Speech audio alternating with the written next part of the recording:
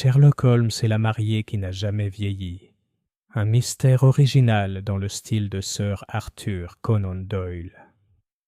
Chapitre 1. La photographie qui a défié le temps. L'automne 1894 apporta à mon ami Sherlock Holmes une inquiétude particulière.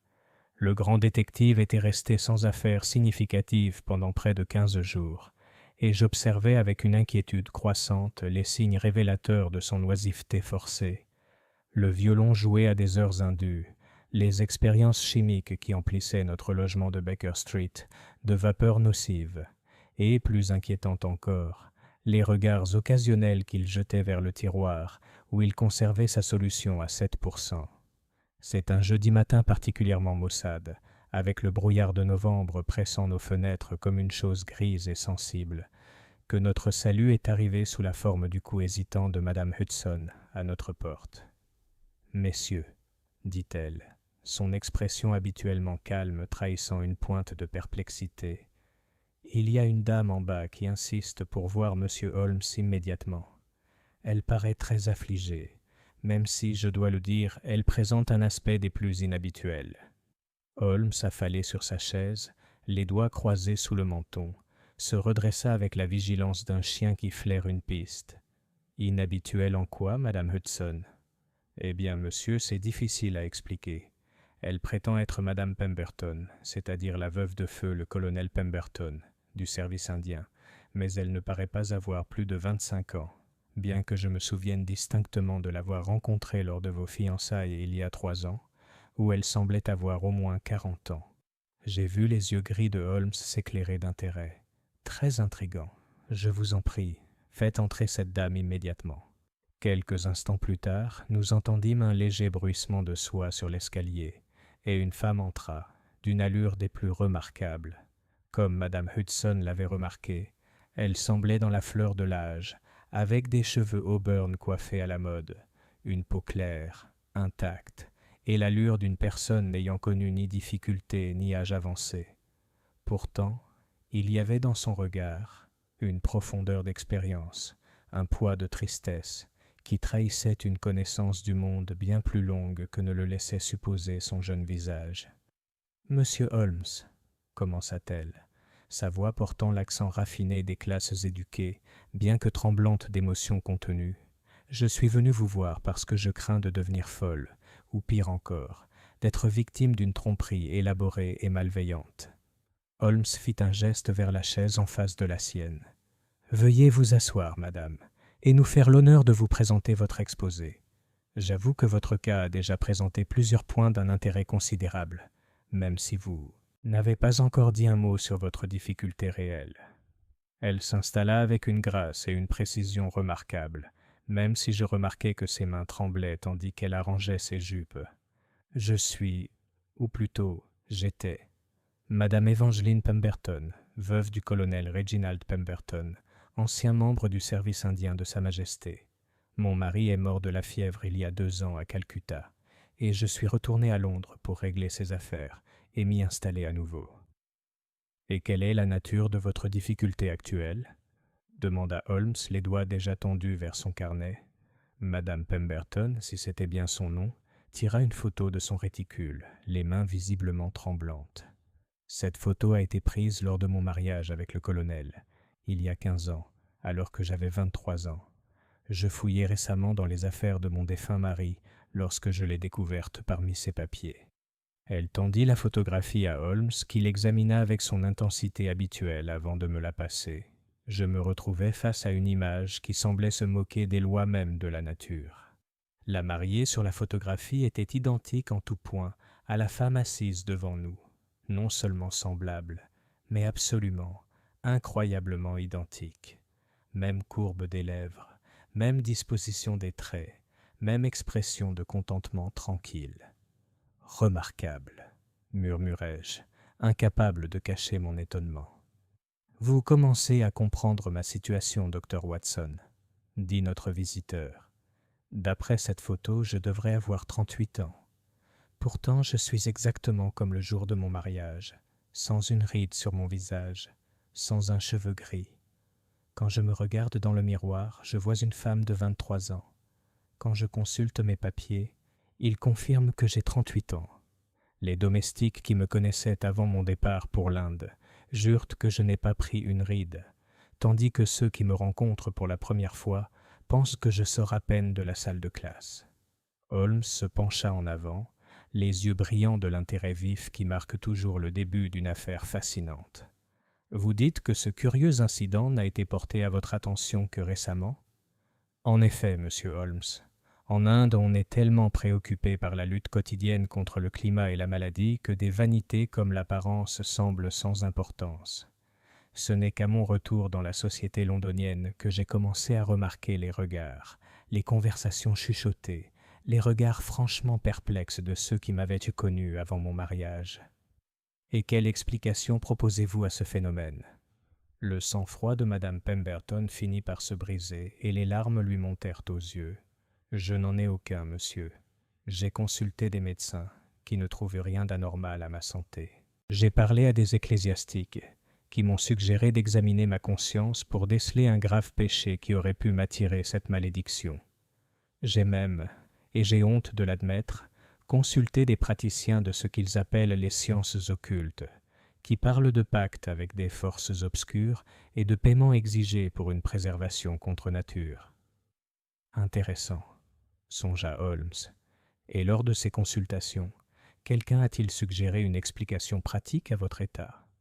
A-t-il évoqué des traitements médicaux, des régimes alimentaires, voire des produits cosmétiques? Rien qui puisse expliquer une telle préservation de ma jeunesse, monsieur Holmes. Les médecins parlent de sang sain et d'une constitution heureuse, mais ils ne peuvent expliquer pourquoi je suis resté exactement comme il y a 15 ans, à l'exception d'une petite cicatrice sur ma main qui aurait dû disparaître depuis longtemps. Holmes examina à nouveau la photographie, cette fois à la loupe. Il s'agit bien d'une plaque photographique authentique, ne présentant aucun signe de manipulation ni de retouche artistique. La marque du studio indique qu'elle a été prise par Haversham & Sons de Regent Street, un établissement très réputé. « J'ai été voir M. Haversham en personne », répondit Madame Pemberton. Il se souvenait très bien de la séance, car mon mari avait insisté pour plusieurs poses et avait payé grassement pour des plaques de la plus haute qualité. Il a confirmé que la photographie avait été prise en avril 1879, il y a exactement 15 ans. Et vous ne vous souvenez d'aucune expérience inhabituelle durant votre séjour en Inde?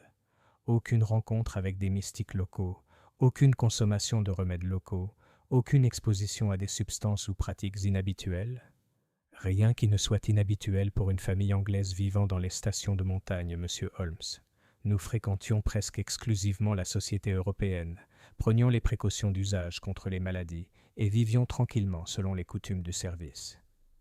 Holmes resta silencieux un long moment, son regard perçant fixé sur un point au-delà de l'épaule de notre visiteur. Je reconnus sa posture de réflexion et attendis patiemment ses conclusions. « Dites-moi, Madame Pemberton, demanda-t-il enfin, avez-vous remarqué d'autres circonstances inhabituelles depuis votre retour à Londres? Avez-vous eu l'impression d'être surveillé ou suivi? Avez-vous reçu des visiteurs ou des communications inattendues? » Une ombre passa sur son visage. « Puisque vous le dites, monsieur Holmes, il s'est produit des événements étranges. À 3 reprises le mois dernier, j'ai découvert que quelqu'un s'était introduit chez moi pendant mon absence, mais rien n'avait été volé et aucune fouille apparente n'avait été effectuée. La propriétaire affirme qu'aucun étranger n'est venu, et pourtant je suis certaine que mes effets personnels ont été dérangés. »« Très suggestif, » observa Holmes. « Et ces incidents, quand ont-ils commencé par rapport à votre découverte de la photographie? » La première fois, c'est peut-être une semaine après avoir trouvé la photo dans les papiers de mon mari. Je commençais à peine à me renseigner sur mon état de santé lorsque, à mon retour, j'ai découvert mon salon subtilement désorganisé. Holmes se leva d'un bond avec une énergie soudaine. « Madame Pemberton, je crois que votre cas présente des aspects extrêmement intéressants et complexes. Avec votre permission, j'aimerais examiner votre logement et mener une enquête approfondie sur votre situation. En attendant, je vous conseille vivement de prendre des précautions pour votre sécurité personnelle. Vous croyez que je suis en danger, monsieur Holmes ? Je crois, madame, que vous êtes le personnage central d'un mystère que l'on tient absolument à garder secret.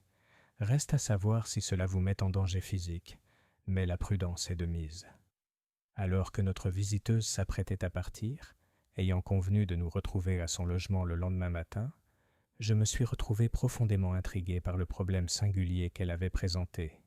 Il s'agissait d'une énigme qui semblait défier non seulement la logique, mais aussi les lois fondamentales de la nature. « Qu'en penses-tu, Holmes » demandai-je après son départ. Mon ami se tenait à la fenêtre, regardant le brouillard tourbillonnant avec la concentration intense qui caractérisait ces cas les plus difficiles. J'en conclus, Watson, que nous sommes confrontés soit à la plus grande découverte scientifique de notre époque, soit à la tromperie la plus élaborée jamais imaginée par un esprit criminel.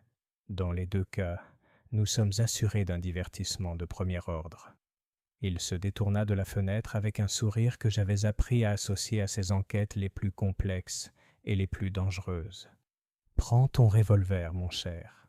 J'ai le sentiment que la mystérieuse préservation de la jeunesse de Madame Pemberton n'est que le premier fil d'un réseau d'une extraordinaire complexité. Et si mon instinct me suit, nous trouverons au cœur de ce réseau un esprit aussi brillant qu'impitoyable. » Chapitre 2. Les logements de Bloomsbury. Le lendemain matin, le ciel était clair et net, le soleil de novembre projetant de longues ombres sur les pavés, tandis que Holmes et moi nous dirigions vers le logement de Madame Pemberton à Bloomsbury. Mon compagnon était resté inhabituellement silencieux durant notre trajet, ses traits anguleux exprimant cette intense concentration que j'avais appris à respecter et à ne jamais interrompre. La résidence de Madame Pemberton s'avéra être une pension de famille respectable sur Bedford Square, le genre d'établissement destiné aux personnes distinguées et modestes. La propriétaire, Madame Wiggins, était une femme corpulente d'âge mûr dont les manières suggéraient à la fois la bienséance et une saine curiosité pour les affaires de ses locataires. « Oh oui, messieurs, » dit-elle lorsque Holmes se présenta. « Madame Pemberton a bien mentionné qu'elle pourrait recevoir des visiteurs pour affaires. C'est une jeune femme si charmante. Même si je dois dire que sa situation est assez intrigante. »« En quoi est-ce déroutant ?» demanda Holmes avec cette désinvolture trompeuse qui permettait souvent d'obtenir les informations les plus révélatrices. « Eh bien, monsieur, lorsqu'elle a pris possession des lieux il y a 6 semaines, elle a présenté des références la présentant comme une veuve mûre et d'excellente moralité. Pourtant, elle ne paraît pas plus âgée que ma propre fille, qui n'a que 24 ans. Et puis, il y a les curieux visiteurs qu'elle reçoit. » Le regard de Holmes s'éclaircit. « Des visiteurs ?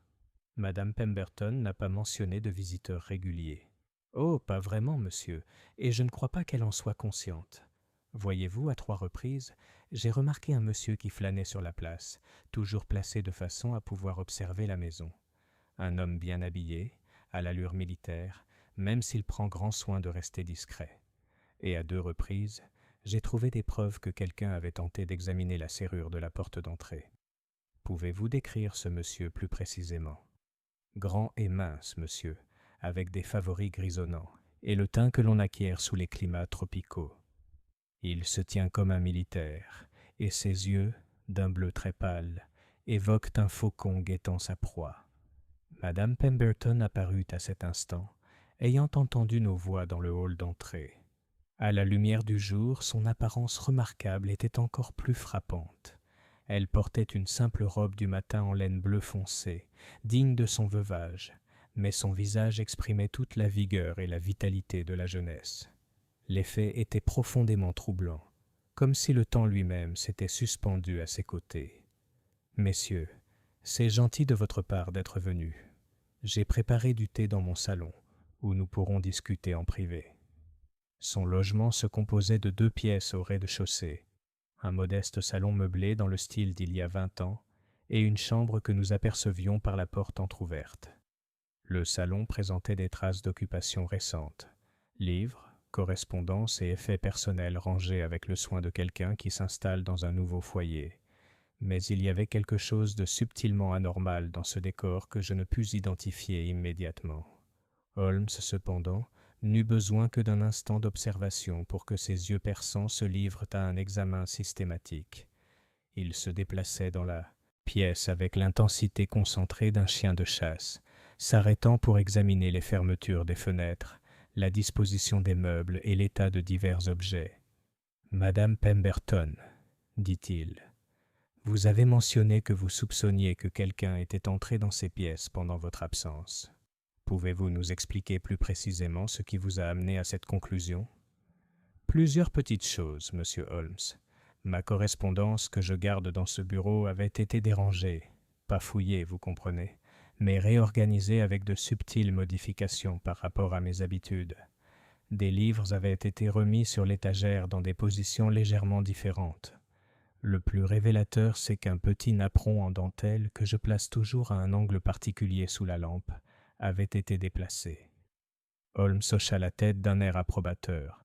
Excellentes observations. Ces détails suggèrent une personne très douée pour mener des recherches sans se faire repérer, presque certainement un professionnel. Watson, pourriez-vous examiner la serrure de la porte de la chambre pendant que j'inspecte la fenêtre? J'ai constaté que la serrure était de bonne qualité, mais présentait de minuscules rayures autour du trou de serrure, suggérant une manipulation récente à l'aide de crochets ou d'instruments similaires. Lorsque j'ai signalé cette découverte, Holmes avait terminé son examen de la fenêtre du salon et étudiait quelque chose à la loupe. « Très éclairant, » murmura-t-il. « Madame Pemberton, je crois que votre mystérieux visiteur a utilisé cette fenêtre comme moyen d'entrée. Le bois du rebord présente d'infimes traces de limaille de métal, indiquant que le loquet a été forcé à plusieurs reprises. De plus, on trouve des traces d'une argile particulière sur le rebord extérieur, une variété rougeâtre que j'associe à certains quartiers du sud de Londres. « Mais monsieur Holmes, » protesta notre client, « nous sommes au premier étage.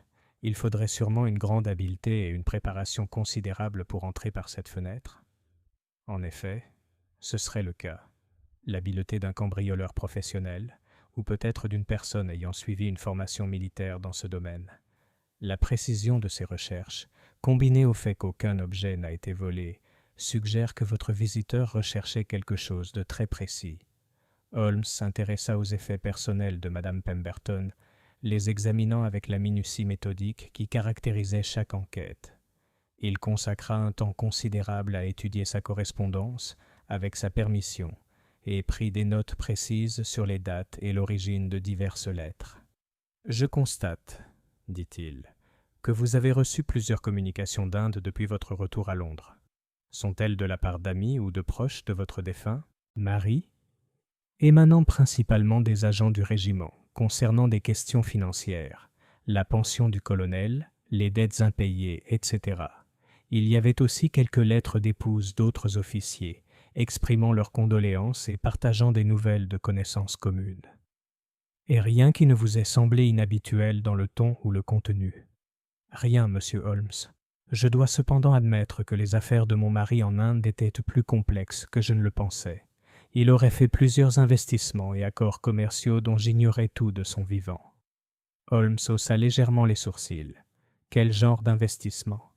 L'agent du régiment était assez vague sur les détails, mais il y avait des références à des intérêts miniers et à l'acquisition de spécimens rares pour des collectionneurs londoniens. Le colonel entretenait manifestement des correspondances avec plusieurs passionnés d'histoire naturelle et des musées privés. Fascinant.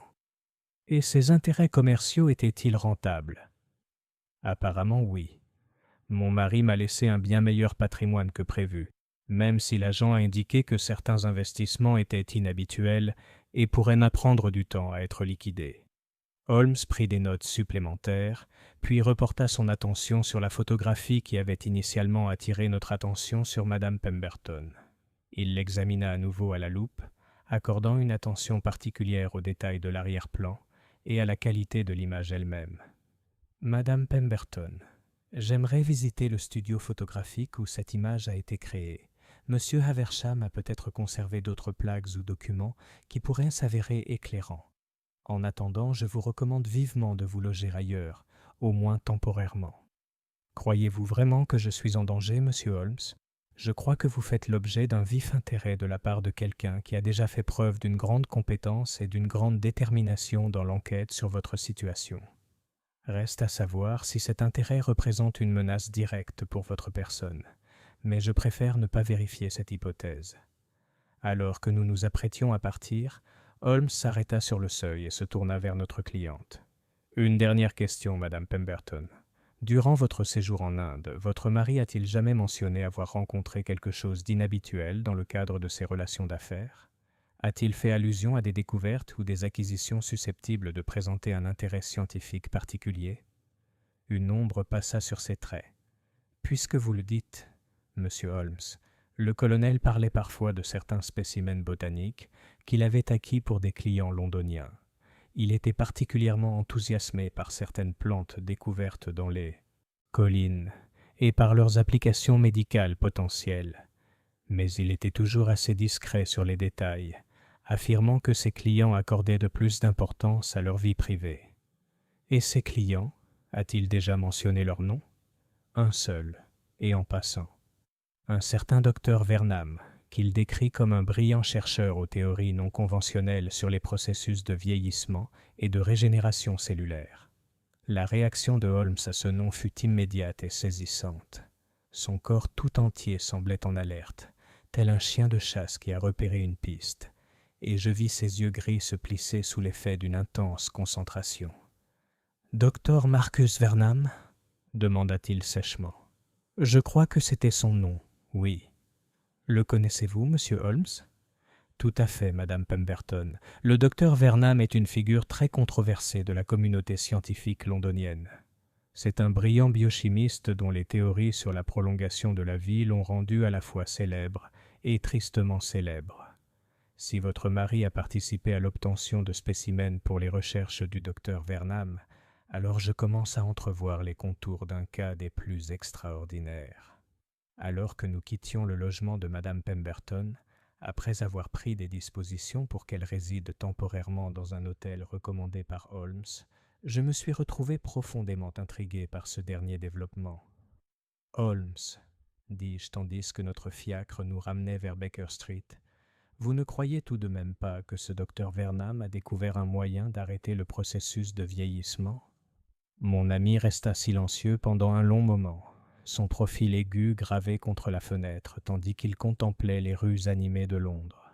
« Watson, dit-il enfin, d'après mon expérience, lorsqu'on se trouve face à quelque chose qui paraît impossible, c'est généralement parce qu'on n'a pas encore rassemblé tous les faits pertinents.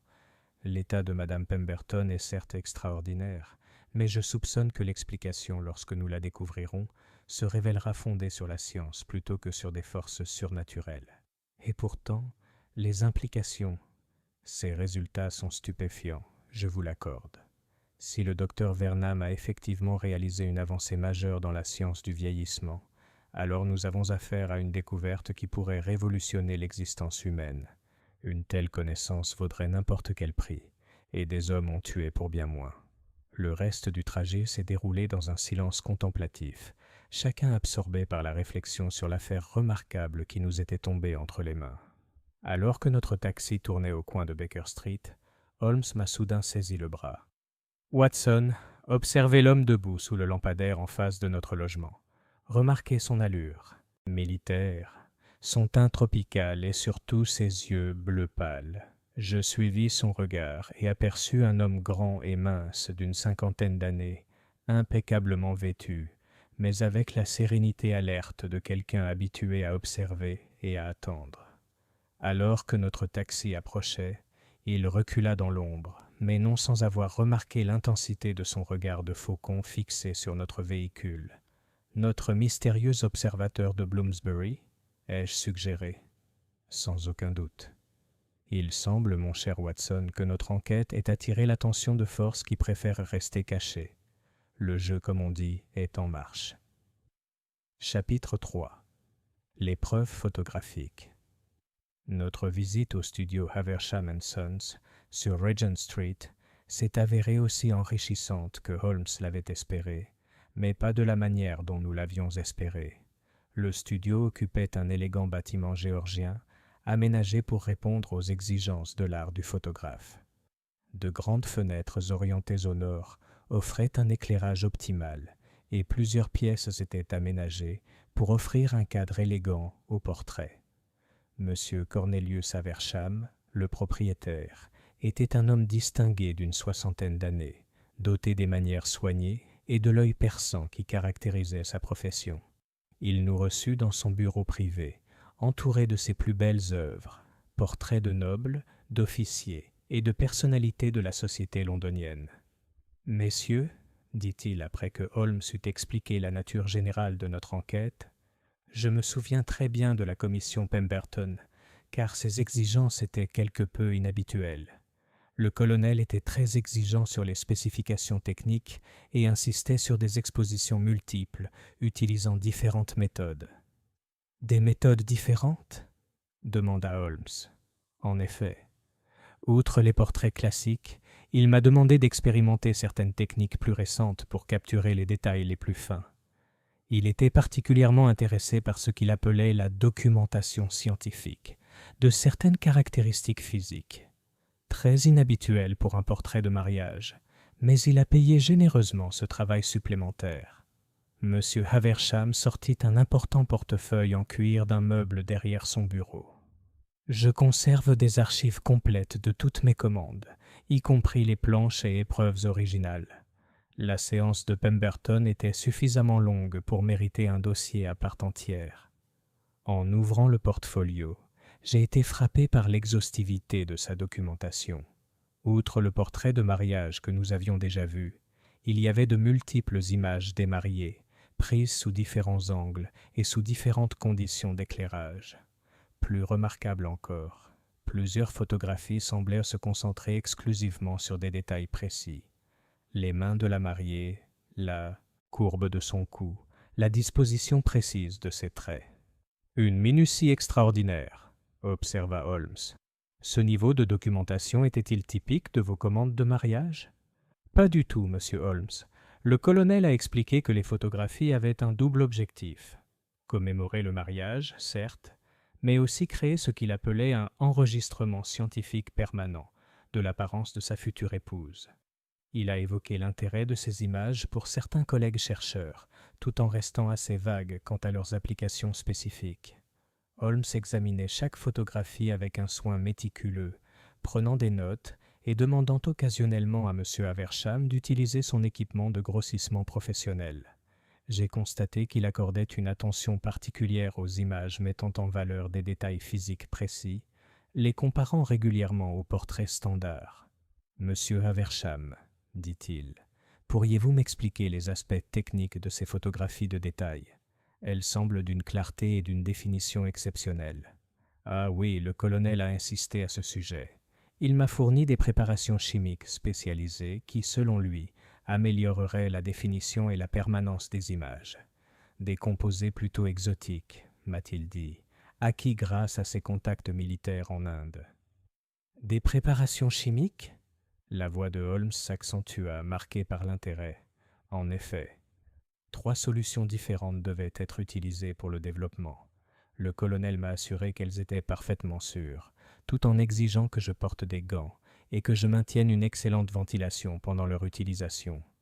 Les résultats, comme vous pouvez le constater, étaient tout à fait remarquables. Le niveau de détail obtenu était supérieur à tout ce que j'avais pu accomplir auparavant. Holmes passa encore quelques minutes à examiner les photographies avant de se pencher sur les notes écrites de M. Haversham concernant la séance. Les notes du photographe étaient, comme à son habitude, très complètes, incluant des détails sur les conditions d'éclairage, les temps d'exposition et les traitements chimiques spécifiques utilisés. Je vois ici que vous avez noté certaines propriétés inhabituelles des préparations chimiques, a observé Holmes. Oui, ils ont produit des effets assez étranges lors du développement. Les images apparaissaient plus rapidement que d'habitude, et certaines zones des photographies présentaient une luminescence particulière, notamment autour de la peau et des cheveux du sujet. C'était très remarquable, mais peut-être sans importance. Au contraire, monsieur Haversham, ces détails pourraient s'avérer cruciaux pour notre enquête. Dites-moi, avez-vous conservé des échantillons de ces préparations chimiques ? Je crains que non, monsieur Holmes. Le colonel était très exigeant quant à leur restitution, affirmant qu'ils étaient extrêmement rares et précieux. Il a personnellement supervisé leur emballage et leur enlèvement. Et vous n'avez eu aucun contact avec le colonel ou sa femme depuis ce temps-là ? Aucune. Jusqu'à la récente visite de Madame Pemberton, elle semblait profondément bouleversée et m'a posé nombre des mêmes questions que vous. Je lui ai montré ces mêmes photos et je dois dire que sa réaction a été tout à fait extraordinaire. De quelle manière? Elle est devenue très pâle en regardant les photographies détaillées, notamment celles qui mettaient en valeur ses mains et ses traits du visage. Elle a affirmé ne pas se souvenir de l'insistance du colonel pour obtenir une documentation aussi complète et semblait sincèrement intriguée par le caractère scientifique de ses demandes. Holmes prit des notes supplémentaires, puis se tourna vers une nouvelle piste de recherche. « Monsieur Haversham, dans votre carrière, avez-vous déjà vu des photographies montrant un sujet qui ne semblait pas avoir vieilli avec le temps ?» Le photographe haussa les sourcils. « Quelle question curieuse, monsieur Holmes. Insinuez-vous que l'apparence actuelle de Madame Pemberton diffère de ce que ces photographies laissent présager? J'étudie cette possibilité. » Monsieur Haversham a examiné la question attentivement. D'un point de vue purement technique, un tel phénomène serait pratiquement impossible à reproduire par manipulation photographique, du moins avec les méthodes disponibles il y a 15 ans. Le niveau de détail de ces images rendrait toute modification artificielle immédiatement perceptible à un œil averti. Et pourtant, si vous deviez voir Madame Pemberton aujourd'hui, considéreriez-vous que son apparence est conforme à ces photographies, compte tenu de 15 ans de vieillissement naturel? Messieurs, je peux répondre directement à cette question, car j'ai vu Madame Pemberton lors de sa récente visite. Son apparence était si remarquablement inchangée que j'ai d'abord pensé qu'il s'agissait de la fille du colonel plutôt que de sa veuve. Lorsqu'elle a insisté sur son identité, j'ai été franchement déconcerté. Holmes et moi avons échangé des regards significatifs. C'était une confirmation indépendante du caractère extraordinaire de l'état de Madame Pemberton, fournie par un professionnel dont l'expertise en matière d'apparence humaine était incontestée. Monsieur Haversham, a poursuivi Holmes, lors de la visite de Madame Pemberton, a-t-elle mentionné d'autres aspects de sa situation actuelle qui pourraient avoir une incidence sur notre enquête? Elle m'a demandé si j'avais reçu d'autres demandes de renseignements au sujet des photographies de Pemberton. Or, il se trouve que oui, un homme m'a rendu visite 3 jours seulement avant sa visite, prétendant effectuer des recherches sur le service militaire du colonel. Il était particulièrement intéressé par toute documentation relative aux activités commerciales du colonel en Inde. Pouvez-vous décrire ce monsieur? Grand et mince, avec l'allure d'un militaire, des favoris grisonnants et des yeux d'un bleu inhabituellement pâle. Il présentait des lettres de créance suggérant une fonction officielle, même si je dois admettre que ses manières m'ont quelque peu déconcerté. J'ai immédiatement reconnu la description de notre mystérieux observateur de Bloomsbury et Baker Street. Holmes, lui aussi, a manifesté un vif intérêt pour cette nouvelle. Ce monsieur a-t-il examiné les photographies? Il l'a fait, même si son intérêt semblait principalement porter sur la documentation technique plutôt que sur les images elles-mêmes. Il a posé des questions détaillées sur les préparations chimiques utilisées dans le processus de développement et a pris des notes détaillées sur les exigences spécifiques du colonel. Et lui avez-vous fourni des copies de documents? Certainement pas sans autorisation. Cependant, je lui ai permis d'examiner le portefeuille original, comme je l'ai fait avec vous aujourd'hui, messieurs. Holmes prit ses dernières notes, puis commença à organiser l'emprunt de plusieurs photographies pour une analyse plus approfondie. Monsieur Haversham se montra coopératif, tout en exigeant des reçus détaillés et des garanties quant à leur restitution. Alors que nous nous apprêtions à partir, Holmes s'arrêta sur le seuil. « Une dernière question, monsieur Haversham. Selon votre avis professionnel, quelle serait l'explication la plus probable à l'absence apparente de vieillissement de Madame Pemberton ?» Le photographe réfléchit attentivement. « Monsieur Holmes, en 40 ans de pratique, j'ai observé les effets du temps sur des milliers de sujets. Le cas de Madame Pemberton défie tous les principes du développement naturel que j'ai pu observer. Si j'étais obligé de donner une explication, je suggérerais soit une pathologie extraordinaire, soit... » Il marqua une pause, visiblement réticent à poursuivre. Ou une forme de conservation artificielle qui dépasse de loin tout ce que la science conventionnelle connaît. L'intérêt du colonel pour les préparations chimiques spécialisées, combiné à ses relations avec des chercheurs en Inde, suggère des possibilités que j'hésite à envisager. Tandis que notre fiacre nous emmenait loin de Regent Street, Holmes restait assis dans un silence contemplatif, les photographies empruntées rangées dans sa mallette. Je voyais son esprit s'activer à synthétiser les différents éléments de notre enquête. « Holmes, dis-je enfin, nous n'envisageons sûrement pas sérieusement la possibilité que le colonel Pemberton ait découvert un moyen d'arrêter le processus de vieillissement. Watson, examinez les preuves que nous avons recueillies jusqu'à présent. Nous avons affaire à une femme qui semble ne pas avoir vieilli depuis 15 ans, comme le confirment des photographies et des témoins indépendants. Nous disposons de mystérieuses préparations chimiques obtenues en Inde et utilisées pour documenter scientifiquement ses caractéristiques physiques.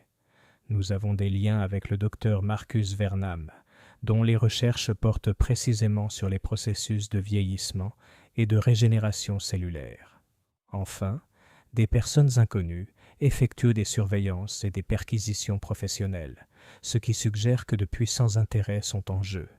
Mais les implications... Ces chiffres sont stupéfiants, j'en conviens. Si une telle découverte a effectivement été faite, elle représenterait la plus grande avancée scientifique de l'histoire de l'humanité.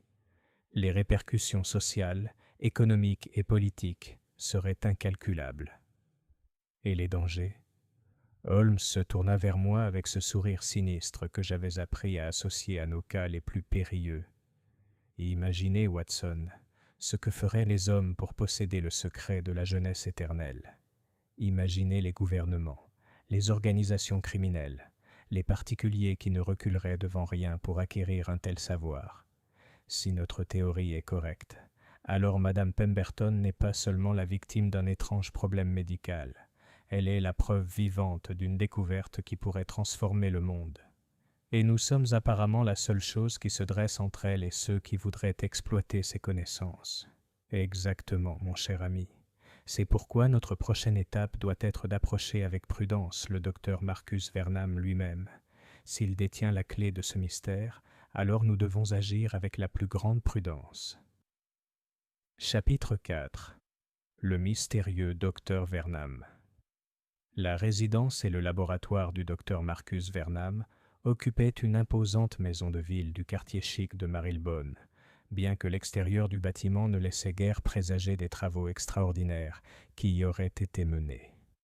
Holmes et moi nous sommes approchés de l'imposante façade géorgienne le lendemain matin de notre visite de l'atelier de M. Haversham, muni d'une lettre de recommandation du professeur Challenger de la Royal Society, qui nous avait fourni à contre-cœur les références nécessaires. Un majordome, dont l'âge avancé et la dignité laissaient de présager une longue carrière au sein d'une maison de prestige, ouvrit la porte. Lorsque Holmes présenta notre carte et sollicita une audience auprès du docteur Vernam pour des questions scientifiques importantes, la réponse de l'homme fut à la fois courtoise et prudente. « Le docteur Vernam reçoit les visiteurs uniquement sur rendez-vous, messieurs.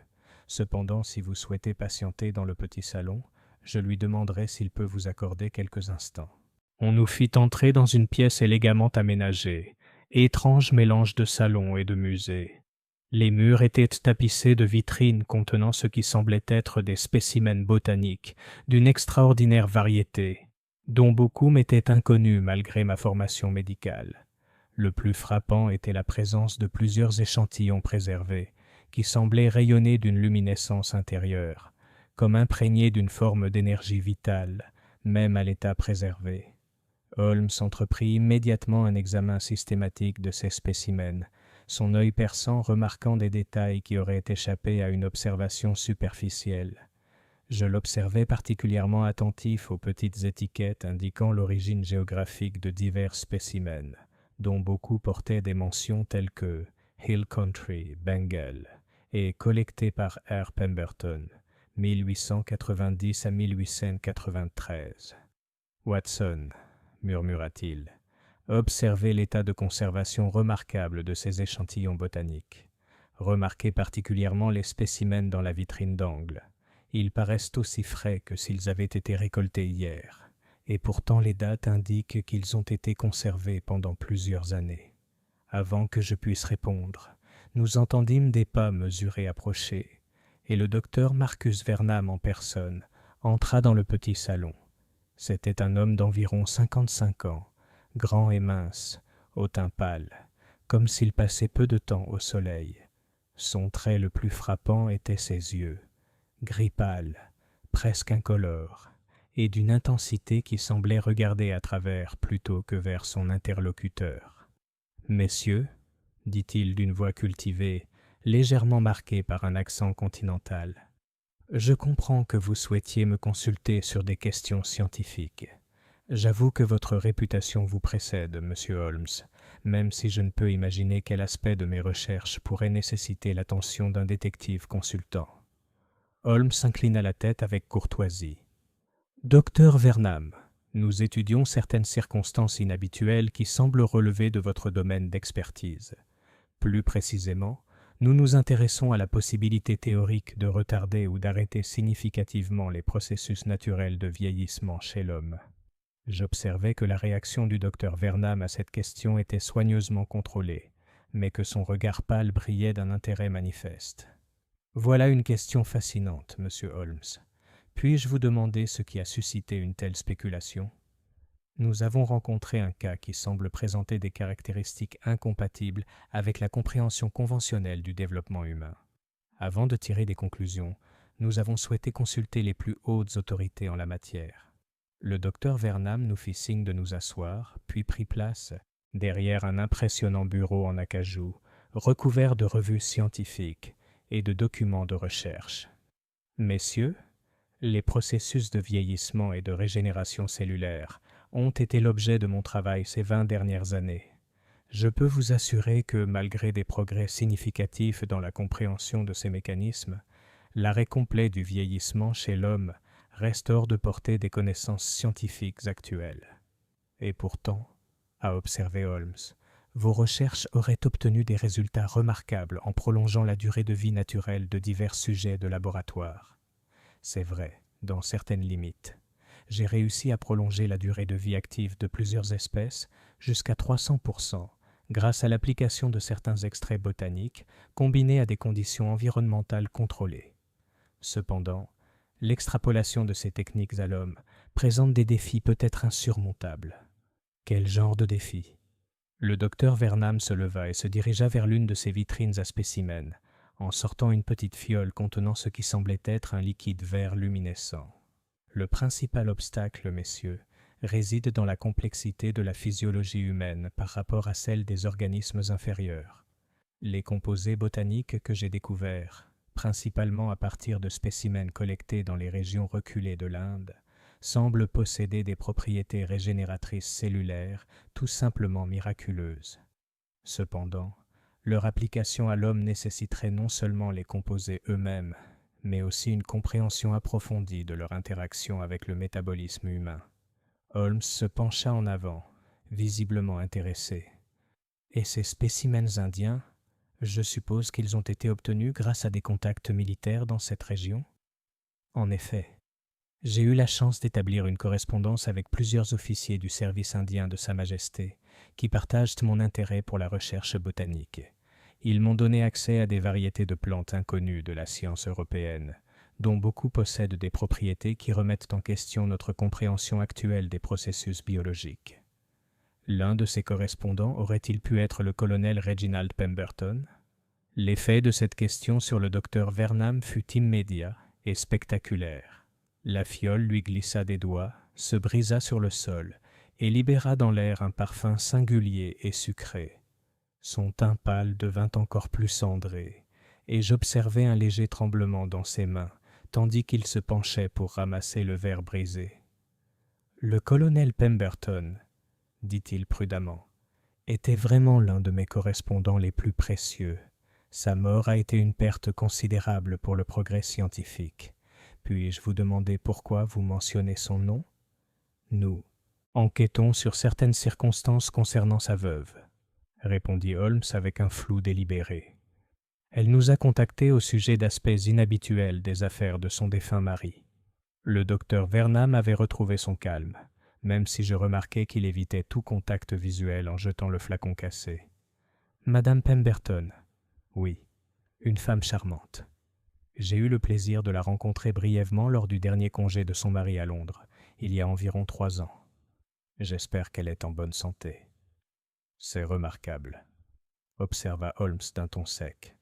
En effet, son excellente santé persistante fait partie du mystère sur lequel nous enquêtons. Je crains de ne pas comprendre ce que vous voulez dire, monsieur Holmes. Madame Pemberton semble avoir bénéficié d'une extraordinaire résistance aux effets du temps. Ceux qui l'ont connue avant son départ pour l'Inde remarquent son apparence inchangée, malgré les 15 années écoulées depuis son mariage.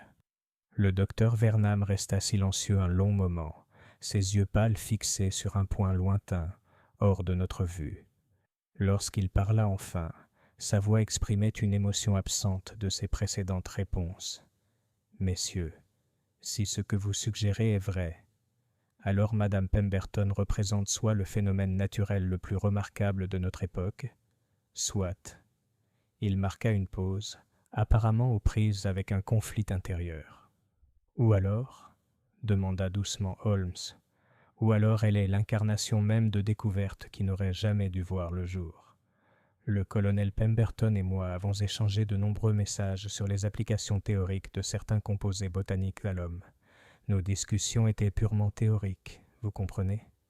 Le genre de spéculation scientifique qui alimente la recherche, mais qui ne devrait jamais être mise en pratique. Et pourtant, si l'état de Madame Pemberton est tel que nous l'avons décrit, cela suggère que de telles spéculations sont devenues réalité.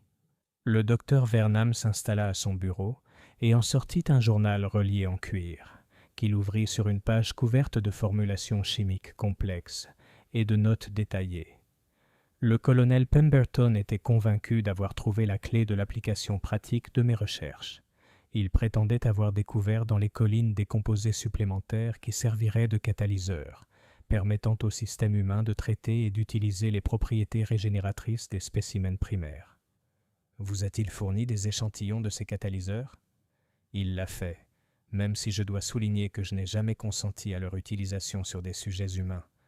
Le colonel était enthousiaste quant aux possibilités offertes, dépassant peut-être les limites d'une méthode scientifique rigoureuse. Holmes prenait des notes minutieuses pendant que le docteur Vernam parlait, et j'observais que notre hôte semblait de plus en plus agité à mesure que la conversation progressait. Finalement, le médecin se leva brusquement et s'approcha de la fenêtre, regardant la rue avec une anxiété évidente. « Monsieur Holmes, » dit-il sans se retourner, « si Madame Pemberton a effectivement subi un traitement expérimental, elle court un danger considérable. Il existe des intérêts qui ne reculeraient devant rien pour acquérir de telles connaissances. » Quel genre d'intérêt ? Des agences gouvernementales de plusieurs pays m'ont contacté au sujet de mes recherches. Des particuliers extrêmement fortunés m'ont fait des offres qui me permettraient de poursuivre mes travaux sans contrainte financière. Plus inquiétant encore, j'ai reçu des communications d'organisations dont je préfère ne pas approfondir les méthodes et les motivations. Le docteur Vernam se retourna vers nous, et je fus frappé par l'expression hantée de ses yeux pâles. « Messieurs, si le secret d'une vie humaine significativement prolongée a été découvert, alors Madame Pemberton n'est pas seulement une curiosité scientifique, elle est l'être humain le plus précieux au monde. Les implications pour la guerre, la politique et le contrôle social dépasseraient l'imagination. Suggérez-vous qu'elle devrait être placée sous protection ? Je suggère qu'elle est peut-être déjà sous observation par des forces qui la considéreraient comme superflue, une fois qu'elles auront extrait les informations nécessaires. Les techniques utilisées dans mes recherches sont complexes, mais accessibles à des scientifiques compétents disposant de ressources adéquates. » Holmes se leva et commença à arpenter la salle du matin, son esprit cherchant visiblement à assimiler ces nouvelles informations à celles que nous avions déjà découvertes. « Docteur Vernam, vous avez mentionné que le colonel Pemberton prétendait avoir identifié des catalyseurs clés. Avez-vous des documents attestant de ces découvertes ? Notre correspondance était abondante, et j'ai conservé toutes ces lettres.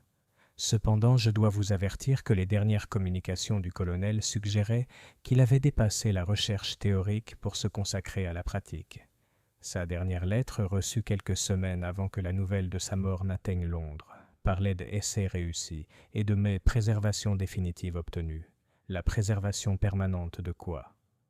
Il n'a pas précisé, mais compte tenu du contexte de notre correspondance précédente, j'ai supposé qu'il faisait référence à des spécimens botaniques.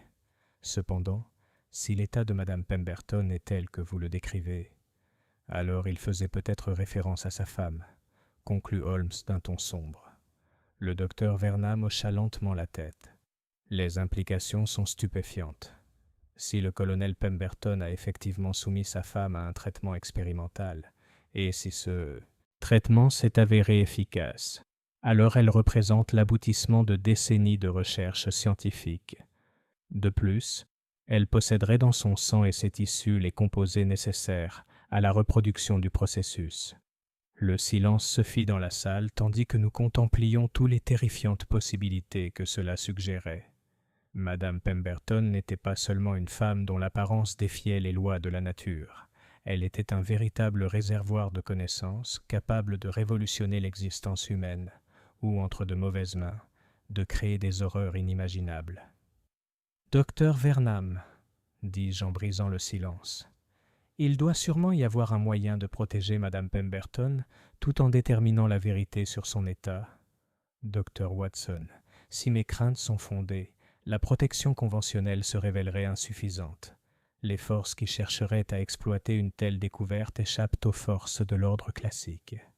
Elles emploieraient des méthodes qui... » Il frissonna visiblement. « Je préfère ne pas envisager ce qu'elles pourraient nous faire pour extraire les informations dont elles ont besoin. » Holmes avait terminé sa promenade et se tenait maintenant face au docteur Vernam, avec cette expression de détermination farouche que j'avais appris à associer à ces cas les plus dangereux. « Docteur, nous avons besoin de votre entière coopération pour protéger Madame Pemberton et découvrir la vérité sur cette affaire. Pourriez-vous nous fournir des copies de la correspondance du colonel Pemberton et tout autre document susceptible d'éclairer notre enquête? Monsieur Holmes, je crains que ma coopération ne nous mette tous en danger de mort. Il semblerait déjà que mon laboratoire soit sous surveillance. Hier, j'ai découvert des preuves indiquant que quelqu'un avait tenté de pénétrer dans le bâtiment pendant mon absence, et j'ai observé le même individu rôder dans les environs à plusieurs reprises. Pouvez-vous décrire cet individu? Grand et mince, avec une allure militaire et des yeux bleus pâles, il se tient avec l'assurance d'un homme habitué à la violence, et il y a quelque chose dans ses manières qui évoque un prédateur traquant sa proie. Holmes et moi échangeâmes un regard significatif. Notre mystérieux observateur avait apparemment étendu ses activités à la surveillance de l'établissement du docteur Vernam, du logement de Madame Pemberton et de notre propre résidence. « Docteur Vernam, » dit Holmes d'un ton décisif, « je crois que le temps de la prudence académique est révolu. Si Madame Pemberton est bel et bien victime d'un traitement expérimental, et si des inconnus cherchent à exploiter son état, nous devons agir rapidement pour la protéger et dévoiler toute l'étendue de ce complot. Que proposez-vous? Premièrement, nous devons avoir accès à toute la documentation relative aux recherches du colonel Pemberton. Deuxièmement, nous devons procéder à un examen médical approfondi de Madame Pemberton afin de déterminer la nature des traitements qu'elle a pu recevoir. Enfin, nous devons identifier et neutraliser la menace que représente notre mystérieuse surveillance. » Le docteur Vernam resta silencieux quelques instants, pesant visiblement les risques d'une coopération totale face au danger d'un maintien du secret. Finalement, il se dirigea vers un coffre-fort dissimulé derrière l'une de ses vitrines à spécimens et commença à en extraire une importante collection de documents. « Très bien, monsieur Holmes. Que Dieu nous vienne en aide. Mais je crois que vous avez raison. Le temps des demi-mesures est révolu. Cependant, je dois insister pour que nous prenions des précautions extraordinaires. Si mes soupçons sont fondés, nous avons affaire à des forces qui considéreraient le meurtre comme un inconvénient mineur dans la poursuite de leurs objectifs. » Alors que le docteur Vernam me remettait les précieux documents, je ne pouvais m'empêcher d'avoir le sentiment d'avoir franchi un seuil invisible, menant à un monde de dangers bien plus vaste que tout ce que nous avions connu auparavant. L'affaire de la mystérieuse préservation de Madame Pemberton avait commencé comme une curieuse énigme. Elle devenait rapidement une question de vie ou de mort, à une échelle telle qu'elle pouvait affecter l'avenir de la civilisation humaine elle-même. Chapitre 5. Le secret du colonel. Les documents fournis par le docteur Vernam se sont révélés être un véritable trésor de correspondance scientifique, apportant un éclairage extraordinaire sur les activités du colonel Pemberton durant ses dernières années en Inde. Holmes et moi avons passé la majeure partie de l'après-midi dans notre logement de Baker Street, à examiner les lettres et les notes de recherche soigneusement conservées, avec un étonnement croissant devant l'ampleur et l'audace des travaux expérimentaux du colonel. La correspondance débuta de manière assez innocente, avec des échanges typiques de naturalistes amateurs collaborant à distance. Les premières lettres du colonel Pemberton évoquaient avec enthousiasme les spécimens botaniques insolites rencontrés lors d'expéditions militaires dans les collines reculées du Bengale, décrivant des plantes aux remarquables propriétés de conservation et de régénération qui semblaient défier les connaissances botaniques conventionnelles. Cependant, au fil de la correspondance, entre 1890 et 1893, un objectif plus sinistre commença à émerger. Les lettres du colonel passèrent progressivement de la simple curiosité scientifique à des expérimentations ciblées, avec des discussions de plus en plus détaillées sur les procédés d'extraction chimique et leurs applications théoriques à l'homme. Watson, observa Holmes en levant les yeux d'une lettre particulièrement dense datée de mars 1892. Observez l'évolution du style d'écriture et de la perspective du colonel.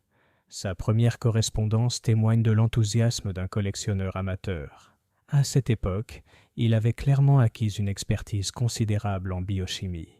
J'ai examiné la lettre en question qui traitait de formulations complexes impliquant de multiples extraits botaniques combinés à ce que le colonel appelait des composés catalytiques, dérivés de sources minérales propres à la région. Le niveau de sophistication scientifique était effectivement remarquable pour quelqu'un dont la formation principale était militaire plutôt qu'universitaire. Holmes, une telle expertise n'aurait sûrement pas pu être acquise par des études superficielles. Le colonel a dû avoir accès à des ressources et des conseils scientifiques considérables. C'est précisément ma conclusion. Notez ce passage de sa lettre de juin 1892. Mon collaborateur local continue de me fournir des conseils précieux pour la préparation et l'application des composés.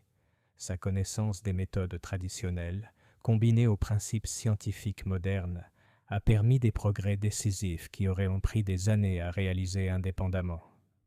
Un collaborateur local? Le colonel travaillait avec quelqu'un en Inde? Apparemment oui, bien qu'il n'ait jamais fourni de nom ni de description détaillée. Cependant, des lettres ultérieures suggèrent que ce mystérieux collaborateur possédait non seulement des connaissances théoriques, mais aussi une expérience pratique de l'application de ces composés à des sujets vivants. Holmes a sélectionné une autre lettre du recueil, datée de septembre 1892. Écoutez ce passage extraordinaire. Les résultats de nos derniers essais dépassent toutes les attentes. Le sujet conserve une stabilité physiologique complète malgré 6 mois de traitement initial. La régénération cellulaire semble avoir atteint un équilibre parfait avec les processus dégénératifs. Ne semble pas consciente du caractère expérimental de son état et ne ressent aucun effet indésirable. Répétai-je, Evangeline, sa femme. Sans aucun doute. Et ici, dans une lettre de janvier 1893, l'état de santé d'eux reste stable après 12 mois. L'examen physique ne révèle aucun écart par rapport aux valeurs de référence établies avant le traitement. Plus remarquable encore, les effets psychologiques semblent entièrement positifs. Regain d'énergie, amélioration de l'humeur et de l'acuité mentale. Elle attribue ces améliorations aux bienfaits du climat indien et d'une meilleure alimentation. Les implications étaient stupéfiantes. Si ces lettres étaient exactes, le colonel Pemberton avait soumis avec succès sa femme à un traitement expérimental qui avait stoppé son vieillissement, et elle ignorait ce qui lui avait été infligé. Holmes, c'est monstrueux. Faire des expériences sur sa propre femme à son insu et sans son consentement. En effet, Watson, même si nous devons envisager la possibilité que le colonel ait cru lui conférer un immense avantage, ces lettres ultérieures témoignent d'un amour sincère et d'une préoccupation pour son bien-être, mêlée à une anxiété croissante quant aux implications de sa découverte. Holmes sélectionna ce qui semblait être l'une des dernières lettres de la série, datée d'avril 1893. Cette correspondance montre un changement de ton marqué. Inquiet pour la sécurité de notre travail. J'ai observé des inconnus se renseigner au commissariat sur eux et moi-même. Je crains que la nouvelle de notre succès ne parvienne aux personnes concernées. J'ai pris des précautions pour dissimuler la documentation et sécuriser les éléments restants. S'il m'arrivait quelque chose, j'ai pris des dispositions pour le retour d'eux, à Londres en toute sécurité et pour assurer son bien-être. Elle ne doit jamais connaître la véritable nature de son état. Et pourtant, elle a maintenant découvert la vérité, 15 ans plus tard. Ce qui explique pourquoi elle est devenue le centre d'un tel intérêt. Watson, réfléchissez à la situation de quiconque a appris le succès du colonel. Madame Pemberton représente non seulement la preuve que le processus de vieillissement peut être stoppé, mais aussi un réservoir vivant des composés nécessaires à la reproduction du traitement. J'ai frissonné en entendant ces implications. Vous suggérez que quelqu'un tenterait d'extraire ces composés d'elle ? Je suggère que les connaissances contenues dans son sang et ses tissus pourraient valoir n'importe quel prix au gouvernement, aux particuliers ou aux organisations criminelles cherchant à contrôler le secret d'une vie prolongée. Les dernières lettres du colonel suggèrent qu'il était conscient de ce danger. Holmes m'a montré la toute dernière lettre du recueil, datée quelques semaines avant que la nouvelle de la mort du colonel Pemberton n'atteigne Londres. L'écriture était hâtive et trahissait une extrême agitation. La situation est devenue critique.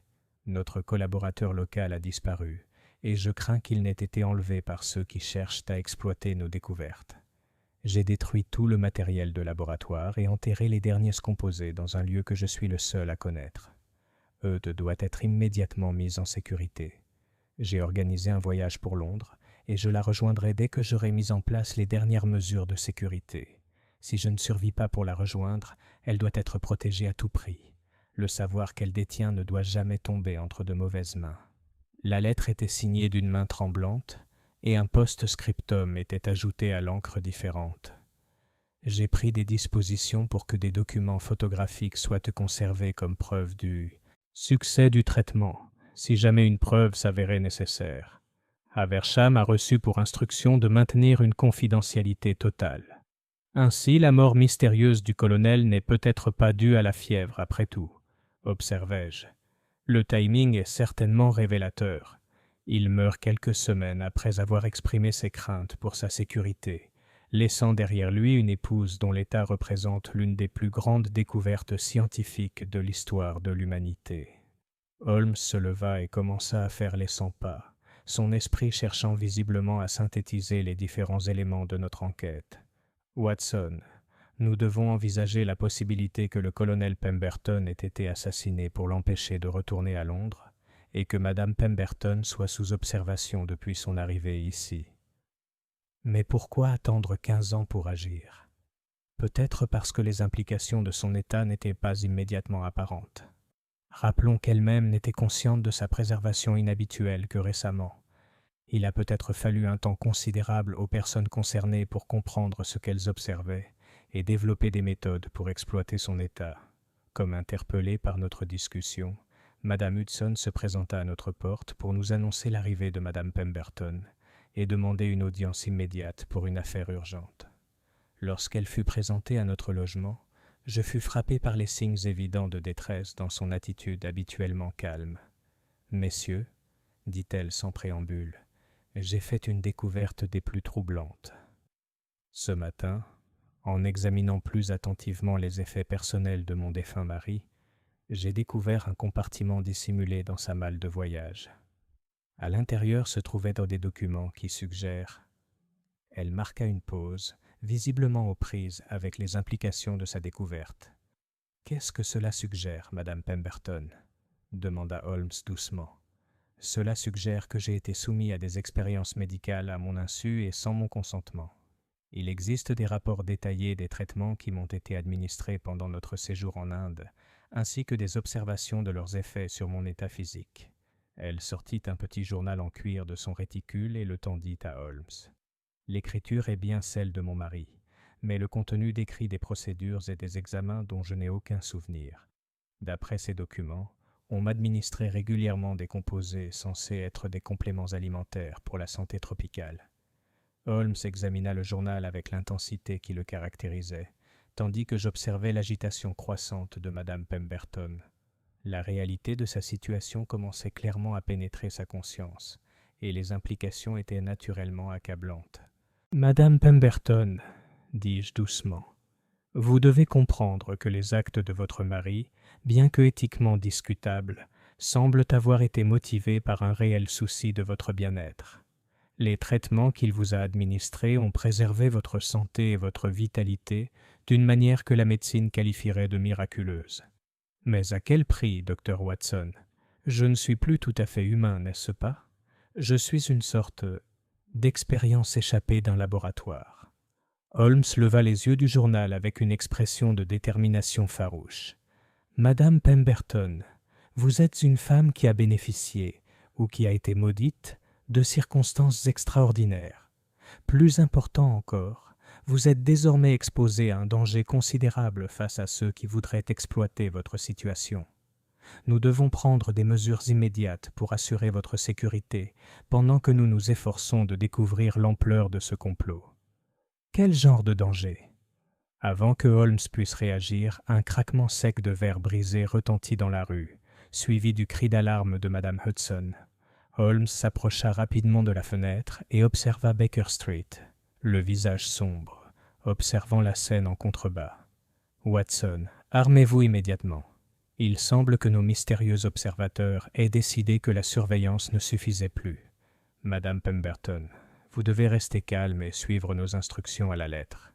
Je crains que la partie ne prenne une tournure des plus dangereuses. » En saisissant mon revolver de service, je percevais dans l'expression de Holmes la froide détermination qui caractérisait ses affaires les plus périlleuses. Le mystère de la préservation de Madame Pemberton s'était transformé en quelque chose de bien plus sinistre. Une lutte pour le contrôle du savoir susceptible de remodeler l'avenir de l'humanité, la vie même de notre cliente étant en jeu. Chapitre 6. Les observateurs révélés. Les troubles de Baker Street furent le prélude à des événements qui allaient émettre à l'épreuve notre détermination et notre instinct de survie. De notre fenêtre, Holmes et moi avons observé 3 hommes en vêtements sombres se positionner à des points stratégiques du bâtiment. Il s'agissait manifestement de professionnels engagés dans ce qui semblait être une opération coordonnée. « Watson, » dit Holmes d'une voix douce, d'un ton de calme mortel que j'avais appris à reconnaître dans les moments de danger extrême, observez le positionnement tactique. Ce ne sont pas de vulgaires criminels ni des aventuriers amateurs. Nous avons affaire à des individus entraînés aux opérations militaires ou de renseignement. Madame Pemberton avait pâli à la vue des hommes armés en contrebas, mais à sa décharge, elle avait admirablement gardé son sang-froid. « Monsieur Holmes, est-ce bien là les personnes qui, selon vous, m'observaient ? » « Presque. Certainement, madame, même si je soupçonne que leurs intentions vont au-delà de la simple observation. Watson, l'entrée arrière de ce bâtiment est-elle sécurisée? Je le crois. Même si ces hommes sont aussi professionnels qu'ils le paraissent, ils auront envisagé toutes les voies d'évasion possibles. » Holmes s'installa à son bureau et commença à rassembler les documents essentiels, dont la correspondance du colonel Pemberton et le journal de Madame Pemberton récemment découvert. Nous devons supposer que rester ici n'est plus en sécurité. Madame Pemberton, avez-vous des amis ou des proches de confiance qui pourraient vous offrir un refuge temporaire? La sœur de mon défunt mari vit dans le Kent, mais je ne voudrais pas l'impliquer dans cette affaire si cela pouvait la mettre en danger. Tout à fait. Nous devrons recourir à d'autres solutions. Tandis que Holmes parlait, nous entendîmes des pas mesurés dans l'escalier, suivis de la voix de Madame Hudson qui s'éleva en signe de protestation. Un instant plus tard, on frappa fermement à notre porte, poliment mais avec insistance. « Messieurs, » s'exclama une voix cultivée dans le couloir, « je crois qu'il serait dans l'intérêt de tous que nous puissions nous parler en privé. Je vous assure que nous ne souhaitons nuire à personne, à condition que nous coopérions raisonnablement. » Holmes fit signe à Madame Pemberton et à moi de nous positionner derrière le lourd meuble en chêne qui se dressait contre le mur du fond, tandis qu'il s'approchait de la porte avec un calme apparent. Je crains que vous ne me priviez, lança-t-il. Puis-je me renseigner sur votre identité et la nature de vos activités? Je suis le colonel Morrison, ancien membre du service de renseignement de Sa Majesté. Je suis ici pour une affaire d'une importance capitale pour la sécurité de l'Empire. La coopération de Madame Pemberton est requise pour des raisons que je suis autorisé à expliquer en privé. Holmes attira mon regard et fit un geste subtil vers l'arrière de notre logement. Je compris immédiatement qu'il souhaitait que je me prépare à une éventuelle retraite pendant qu'il engageait la conversation avec nos visiteurs indésirables. « Colonel Morrison, » répondit Holmes, « je suis sûr que vous comprendrez que Madame Pemberton exige une certaine assurance de votre autorité légitime avant d'accepter toute discussion sur ses affaires privées. Bien sûr, si vous voulez bien m'ouvrir, je me ferai un plaisir de vous fournir les justificatifs nécessaires. » Holmes sembla réfléchir à cette demande, même si je voyais bien qu'il cherchait en réalité à gagner du temps pour évaluer notre situation tactique. Finalement, il se dirigea vers la porte et l'ouvrit partiellement, se tenant en position pour empêcher toute entrée indésirable. L'homme qui se tenait dans notre couloir était bien la grande silhouette mince aux yeux bleus pâles que nous avions observé à maintes reprises.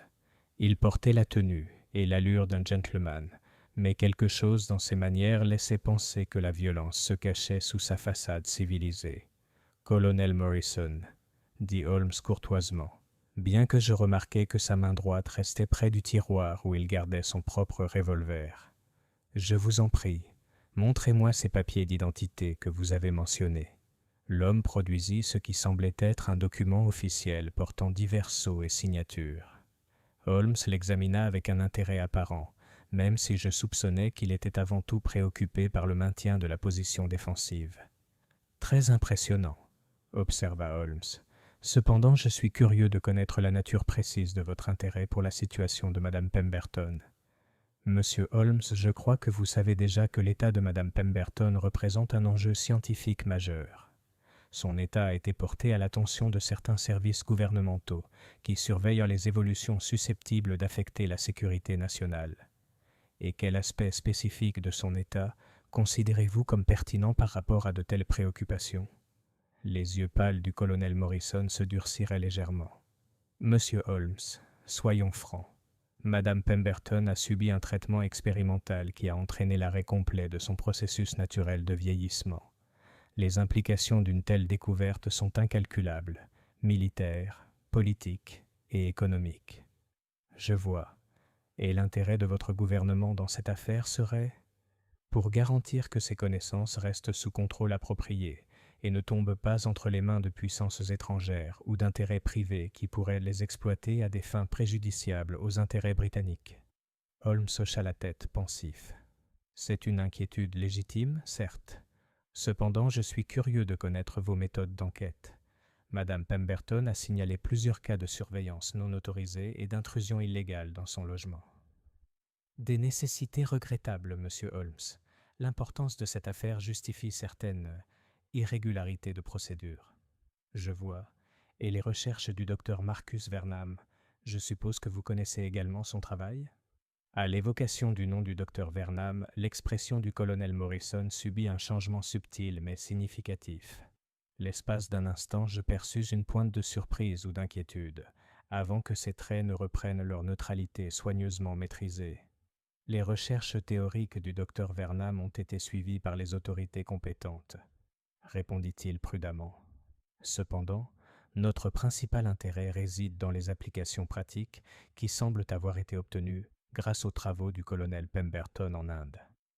Holmes fit semblant d'examiner cette information, même si je pouvais voir qu'il étudiait en réalité le colonel Morrison avec l'intense attention qu'il réservait aux adversaires potentiellement dangereux. « Colonel, je dois dire que votre approche de cette affaire soulève certaines inquiétudes quant au bien-être et aux droits de Madame Pemberton. Tout intérêt légitime du gouvernement pourrait assurément être défendu par des voies appropriées plutôt que par la surveillance clandestine et l'intimidation. » Le masque de civilité du colonel Morrison s'affaissa légèrement. « Monsieur Holmes, je crains que vous ne sous-estimiez la gravité de la situation. Madame Pemberton possède dans son sang et ses tissus la clé de découverte qui pourrait révolutionner l'existence humaine. De telles connaissances ne peuvent rester incontrôlables. Et quelle forme prendrait ce contrôle ? Madame Pemberton bénéficierait d'un hébergement confortable et des meilleurs soins médicaux pendant que les scientifiques s'efforceraient de comprendre et de reproduire sa maladie. Elle contribuerait à des avancées qui pourraient bénéficier à l'humanité tout entière. Contre sa volonté, si nécessaire. Cet aveu brutal flottait entre eux, anéantissant toute prétention à une autorité gouvernementale légitime. Holmes se redressa légèrement, et je reconnus le subtil changement de posture qui précédait généralement toute action violente. « Colonel Morrison, » dit Holmes d'une voix d'un calme mortel, « je crois que cette conversation a révélé la véritable nature de vos intentions. Madame Pemberton est une citoyenne britannique jouissant de tous ses droits, qui exclut toute expérimentation médicale involontaire. Monsieur Holmes, vous perturbez des affaires qui dépassent de loin votre compétence. Je vous conseille vivement de coopérer volontairement plutôt que de nous forcer à employer des méthodes de persuasion moins agréables. » Comme pour appuyer son propos, nous avons entendu le bruit de pas supplémentaires dans nos escaliers. De toute évidence, le colonel Morrison n'était pas venu seul. Holmes jeta un coup d'œil vers notre position derrière le placard, et je le vis prendre une décision rapide. D'un geste fluide, il recula et claqua la porte en criant « Watson, maintenant !» Je me suis immédiatement déplacé pour aider Madame Pemberton à se diriger vers la fenêtre arrière que Holmes avait préparée comme sortie de secours, tandis que mon ami sécurisait rapidement la porte avec une lourde barre qu'il gardait à cet effet. « Messieurs, » lança le colonel Morrison à travers la porte dénuée de toute prétention de courtoisie, « vous ne faites que retarder l'inévitable. Ce bâtiment est entièrement encerclé, et la coopération de Madame Pemberton sera obtenue d'une manière ou d'une autre. » Holmes nous avait rejoints à la fenêtre arrière et examinait les possibilités de descente vers l'étroite ruelle derrière notre immeuble. « Madame Pemberton, je crains que nous devions tenter une évasion plutôt indigne. Êtes-vous prête à fournir un effort physique ? Monsieur Holmes, si l'alternative est de devenir prisonnier dans un laboratoire gouvernemental, je suis prêt à tout. » Tandis que Holmes s'efforçait de fixer une corde pour nous permettre de descendre, nous avons entendu des éclats de bois provenant de la porte d'entrée.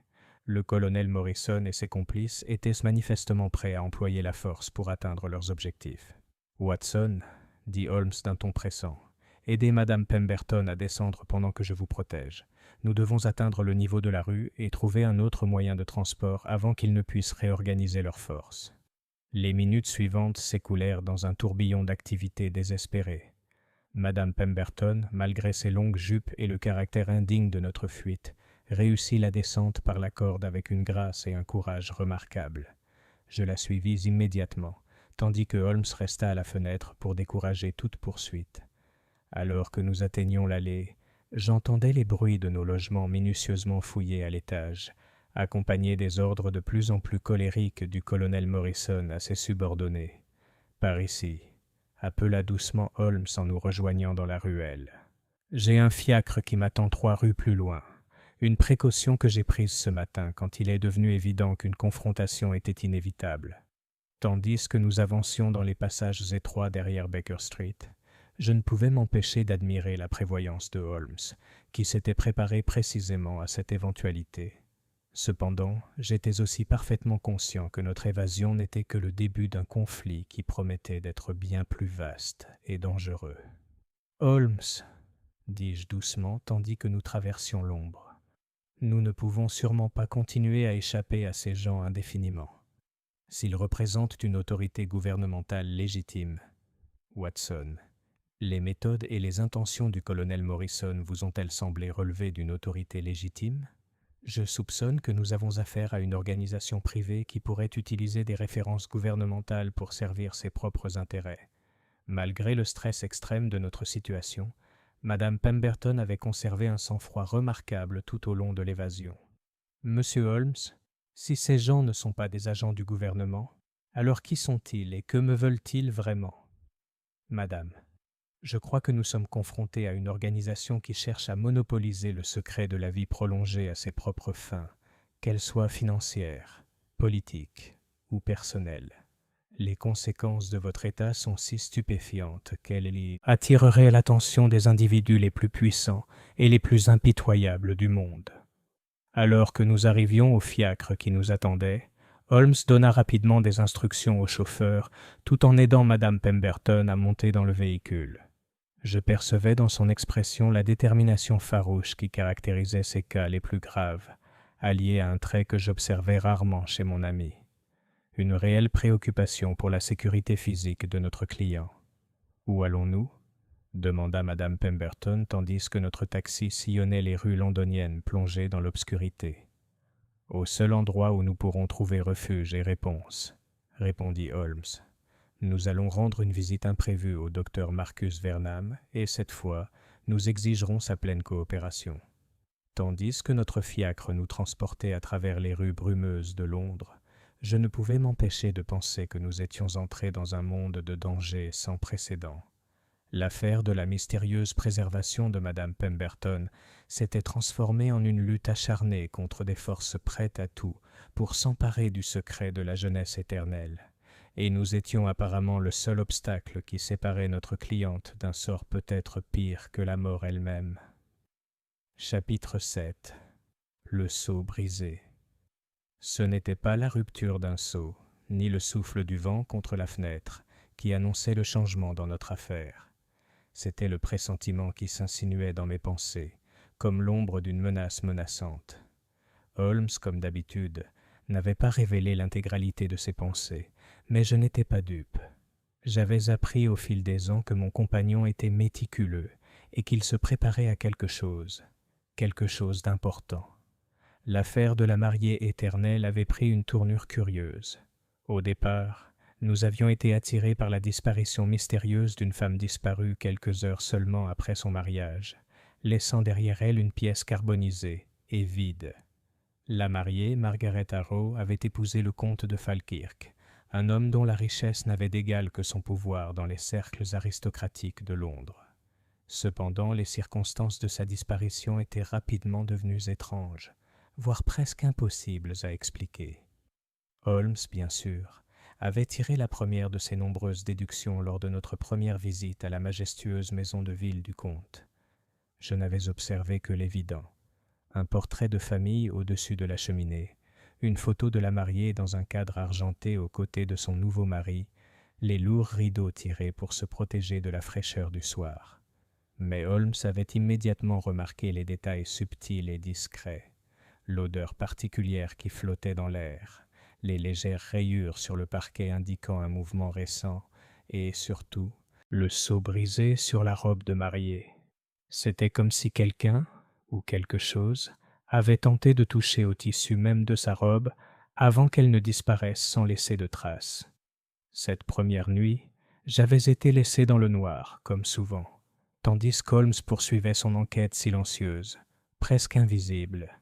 Il n'avait donné aucune explication à son départ tardif, ni à son apparition soudaine dans la pièce même où la mariée avait été vue pour la dernière fois. Seule une remarque énigmatique sur le seau, prononcée de sa voix basse et détachée, m'avait été adressée, tandis que je restais impuissant dans la pièce obscure, attendant son retour. Près d'une semaine s'était écoulée depuis cette nuit fatidique, et nous n'avions toujours pas trouvé d'explication. La police avait examiné les preuves à maintes reprises, aboutissant à chaque fois à la même conclusion. Une jeune femme avait disparu, ne laissant derrière elle qu'une pièce en désordre, et la troublante question de savoir comment cela avait pu arriver. Aucun d'eux n'avait songé à remettre en question la seule chose sur laquelle Holmes avait les yeux fixés depuis le début. La robe de mariée elle-même. J'avais passé des heures à réfléchir aux implications des observations discrètes de Holmes. Était-ce l'acte d'un rival jaloux, d'une servante rusée aux intentions secrètes, ou quelque chose de bien plus sinistre, voire surnaturel? Holmes avait balayé l'idée de force surnaturelle avec son rire narquois habituel, mais quelque chose dans son attitude ce soir-là me disait qu'il n'avait pas totalement exclu de telles possibilités. Je résolus d'en savoir plus, de comprendre ce que Holmes avait décelé et que j'avais manqué.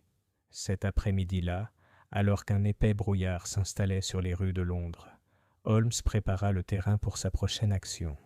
Il avait organisé pour nous une rencontre avec l'un des plus proches collaborateurs du comte, un certain Reginald Marchand. J'avoue que mes attentes n'étaient là pas très élevées. Marchand était connu pour son manque de caractère, son argent était abondant et ses atouts étaient moins limités. Pourtant, Holmes semblait convaincu que Marchand détenait la clé de cette mystérieuse affaire. Nous nous sommes rencontrés dans un petit club privé, caché dans l'un des quartiers les plus calmes de Londres. L'air était chargé de fumée de cigares, et les bavardages des quelques clients présents étaient bas et discrets. Marchand, un homme grand et bien nourri, habitué au confort de la vie, nous a accueillis avec un sourire qui semblait plus pratiqué que sincère. Je l'ai immédiatement pris en grippe. « Holmes, Watson, » dit-il d'une voix douce et polie, « j'espère que vous allez bien. J'espère que cette affaire progresse à votre satisfaction. » Pour une fois, Holmes ne réagit pas promptement. Il observa Marchand attentivement, les yeux légèrement plissés. Je sentais bien qu'il était déjà en train de faire un calcul mental que je ne comprenais pas. « Nous progressons effectivement, monsieur Marchand, » répondit enfin Holmes, la voix empreinte de ce détachement serein que j'avais appris à associer à ses plus fines déductions. Cependant, je dois admettre que certaines questions continuent de nous échapper. Marchand haussa un sourcil mais ne répondit rien. Moi, en revanche, je commençais à m'impatienter. Holmes semblait ne nous mener nulle part, se contentant de jouer à un jeu silencieux. Je me suis risqué à lui demander ce que j'avais en tête. « Monsieur Marchand, commençai-je, vous étiez l'un des rares à assister au mariage du comte et de sa future épouse. Dites-nous, quelle impression avez-vous eue de la mariée? Y avait-il quelque chose d'inhabituel chez elle ?» Le sourire de Marchand s'estompa légèrement, et je remarquai un léger changement dans sa posture. Pendant un bref instant, son regard se posa sur Holmes, comme en quête de réconfort.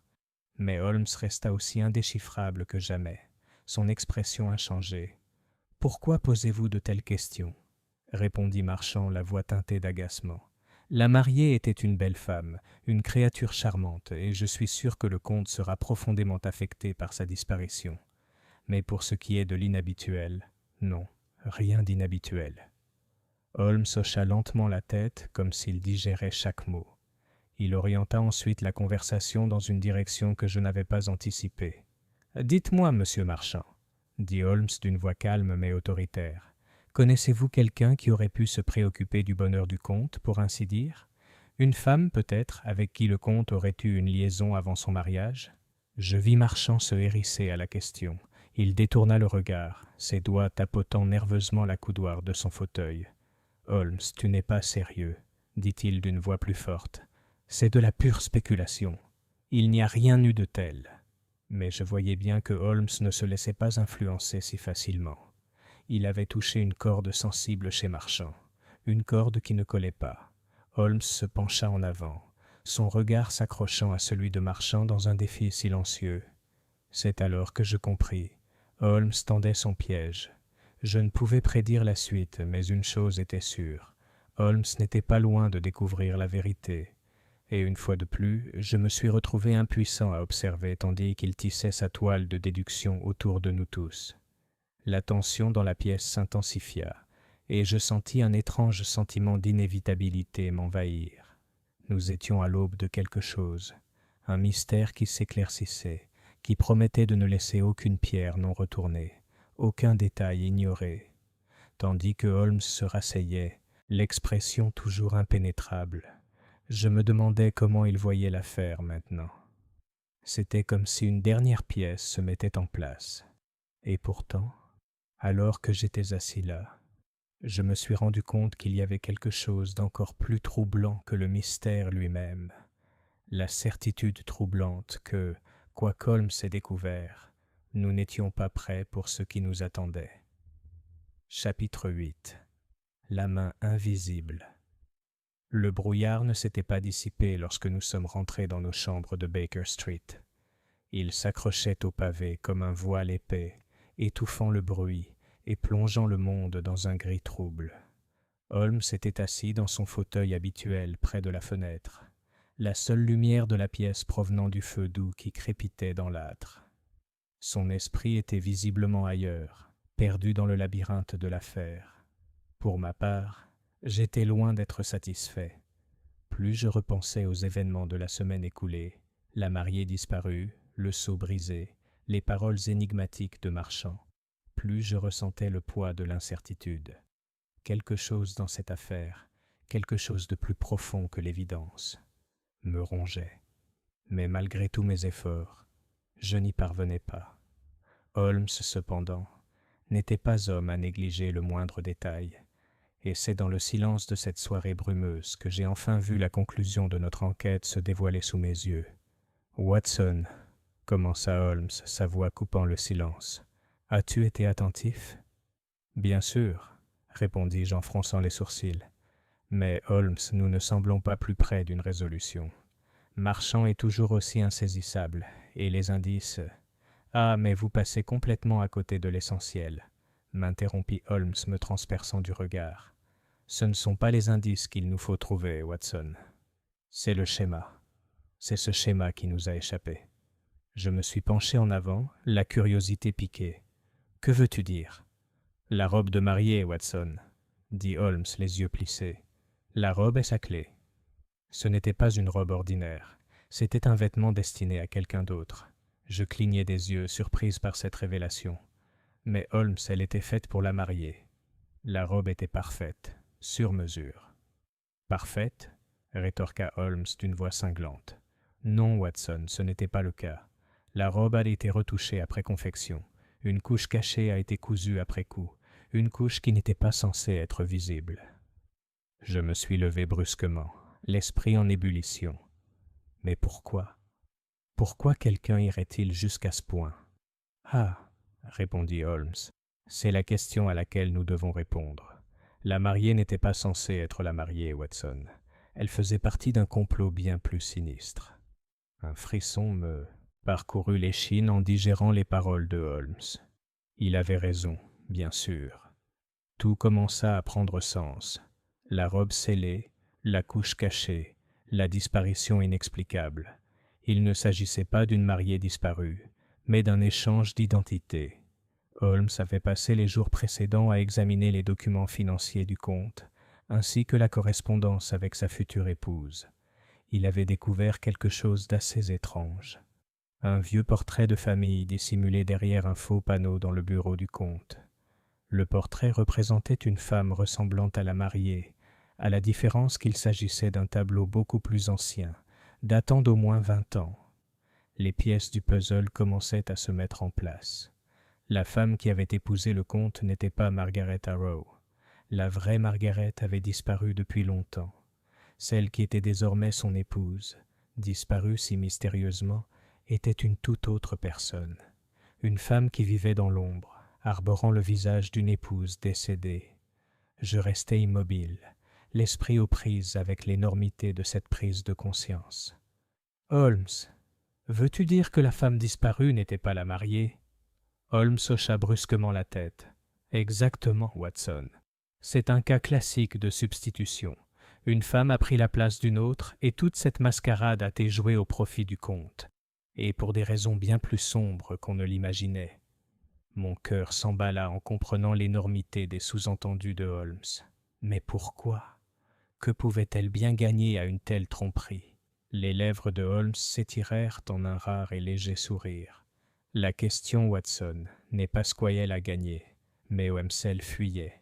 Avant que je puisse répondre, Holmes se leva brusquement et attrapa son manteau sur le dossier de sa chaise. « Nous allons rendre visite au comte, Watson. Le moment est venu de le confronter. Tout le monde le désigne, et pourtant je suis certain que même lui ne connaît pas toute la vérité.